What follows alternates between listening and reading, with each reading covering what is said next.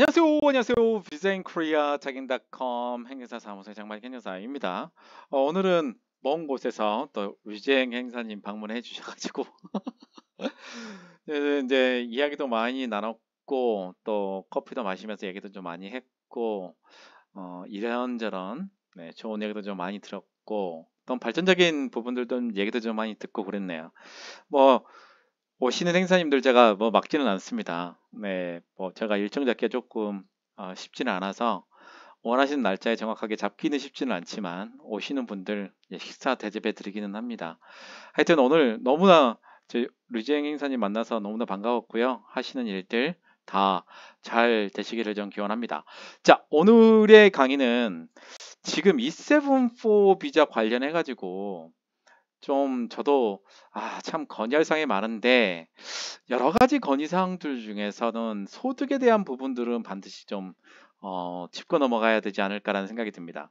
특히 왜 매년 2,600만 원 이상 있어야 되는지 이 부분에 대한 것과 특히 농업, 축산업, 어업 종사자들 같은 경우는 2,600만 원 벌기에 정말 어렵거든요. 그러니까 2,600만 원을 벌려면 어떻게 돼야 되냐면 어, 그 한 달에 216만 한 달에 216만 뭐 7천 원 정도를 벌어야 돼요. 근데 지금 9,620원에 이제 시급을 기준으로 해서 한 달에 이제 기본적인 평균 급여가 201만 580원이거든요. 근데 이런 상황이다 보니까 이 갭이 실제로 이제 15만 원 정도 차이가 나잖아요. 15만 원. 15만 원 정도 차이 나기 때문에 15만 원 정도 차이가 나면은 실제로 이제 기본급을 받는 사람들은 이제 신청할 수 있는 대상이 굉장히 좀 줄어들잖아요. 그래서 왜 2,600이라고 정했을까라는 부분들하고 앞으로 정책이 만약에 바뀌면 어떻게 바뀌게 될 것인가 제가 간략하게 좀 정리를 좀 해봤습니다. 이제 제가 검정색으로 오늘은 잘 되네요. 자, 중요한 건 뭐냐면 E7-4 비자의 가장 중요한 건 자, 연간 소득입니다. 연간 소득이 무엇보다 중요하고요. 특히 2년 매년 이제 2,600만 원이 이상이 돼야 10점을 받고 그래서 총 점수가 52점 이상이면 신청이 가능한 시스템이잖아요. 그래서 이 매년 2,600만 원이라는 거는 자, 올해 3분기를 만약에 신청했을 때 2021년과 2022년 매년 2,600만 원 이상이 돼야 되고 2022년도 2,600만 원 이상이 돼야 돼요. 자, 그렇다면 만약에 이 둘 중에 2,600만 원이 안 되는 사람이 있을 거잖아요. 그런 경우에는 어떻게 되냐면 이제 자격증 또 나이 그다음에 사회통합 프로그램 학력 요렇게 해서 요게 35점이 이상 있어야 되고 또 총 점수가 72점이 돼야 되는 건데 소득을 빼고 72점 이상 되기는 정말로 힘듭니다. 정말로 힘들어요. 제가 볼 때는 8년 이상 그리고 나이에서 보통 10점 정도로 받고 또 사회통합 프로그램에서 5단계 이수해서 10, 15, 20, 25, 30점 정도를 받아야 되고 학력은 없더라도 뭐 기간 뭐 20점 뭐 이런 식으로 돼야 이것만 해서도 지금 점수가 몇 점이 되냐면 이게 이제 60점이 되는 거거든요. 60점. 그러면은 이제 이제 근속 기간 그다음에 지방 근무 뭐 이런 부분을 해가지고 12점 이상을 맡아야 되는데 이게 정말 쉽지가 않아요. 정말. 예, 학력도 없는 상태라면 5점 있으면은 뭐 7점 정도로 받으면 되겠지만 이게 쉽지가 않아요. 그래서 왜 2,600만 원이냐? 여기에 대한 답은 아직도 없습니다. 그래서 지금 중요한 거는 농축어업이 저도 최근에 그 축산업에서 일하는 그 친구, 대진농장에서 일하는 친구 추천서 발행을 해가지고 이 친구 이제 대표님께서 비자 허가됐다고 문자 받았다고 연락을 받았었는데 이 친구도 소득이 안 돼요. 소득이 한 2,400 됩니다.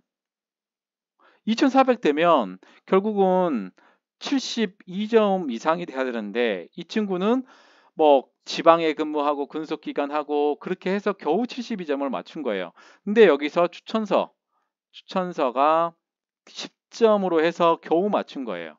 자, 그렇다면 추천서를 발행할 수 없는 경우는 어떻게 할 것인가? 자, 농축어업은 이게 무조건 10점이 되는 게 아니고 5점에서 10점입니다. 자, 그렇다면 이 점수 포함해서 72점이 돼야 되는데 정말 쉽지가 않아요. 그래서 저는 만약에 이번에 E74 지침이 바뀐다. 저는 하나를 꼽아라고 한다면 최저임금 이상으로 저는 10점을 좀 줬으면 어떨까? 최저임금을 기준으로 할 때, 자, 2021년도, 2022년도가 된다면 2021년도는 이미 소득이 나왔잖아요. 그러면은 이때 최저임금을 계산하고 2022년 이때 최저임금을 계산을 해서 최저임금을 가진 사람도 왜냐면 그게 법으로 문제가 없는 거잖아요. 솔직히 말씀드리자면 제조업에서 솔직히 그렇잖아요. 원래 52시간제 적용하더라도 52시간 넘어가는 사람들이 솔직히 많잖아요. 그래서 출입국 같은 경우는 이제 지침으로만 따지기 때문에 점수가 2,600 이상해야 된다. 그럼 2,600 이상이면 이 고용노동법을 어겨야 되는 상황이에요. 기본적으로.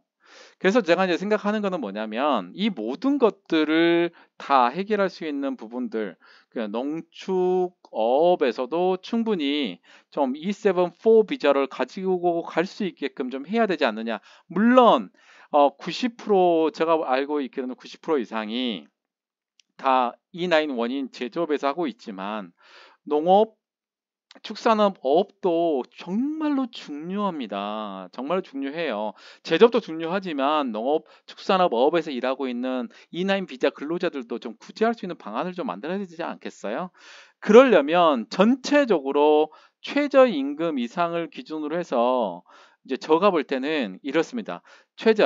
월 최저의 12배, 그래서 또 월 최저의 뭐 14배, 또 월 최저의 뭐 18배 이런 식으로 해서 좀 규칙을 좀 정해놓으면 되지 않을까. 그래서 최저임금만 받아도 10점을 돼서 실제로 52점 이상을 열심히 일하고 있으면 받을 수 있는 그런 시스템을 좀 만들면 어떨 것인가. 2,600만 원이라는 그 돈을 맞추기가 정말 만만치 않아요. 결국은 어떤 거냐면 2,600만 원을 맞추다 보니 결국은 거짓말로 신고하는 그런 상황까지 생기잖아요. 그렇지만 최저임금으로 E74의 그 연간 소득 금액을 만약에 산정한다면 어떤 게 좋으냐? 최저임금을 적용을 한다. 그럼 법에서 정한 최저임금을 정하기 때문에 그렇게 열심히 일하는 친구들도 E9에서 E74 비자로 변경할 수 있는 요건이 되지 않느냐. 그래서 E74 비자가 만약에 변경된다면 하나를 택하라고 한다면 최저임금 이상으로 점수제를 좀 개편을 했으면 좋겠다. 개편. 그래서 제가 볼 때는 뭐 최저임금 아까 했잖아요. 12배 보면은 12배 정도 되면은 최저임금이 기준이 나오잖아요.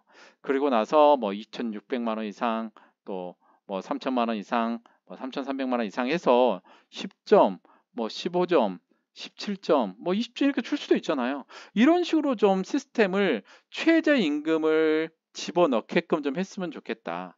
알겠지만 E7을 제외하고 E7, 2, 3, 4 물론 여기에서 영조공은 GNI 80%지만 80%죠. 이지만 실제로 대부분의 E7, 2, 3, 4 비자는 최저임금 이상 요건을 구비하면 되잖아요.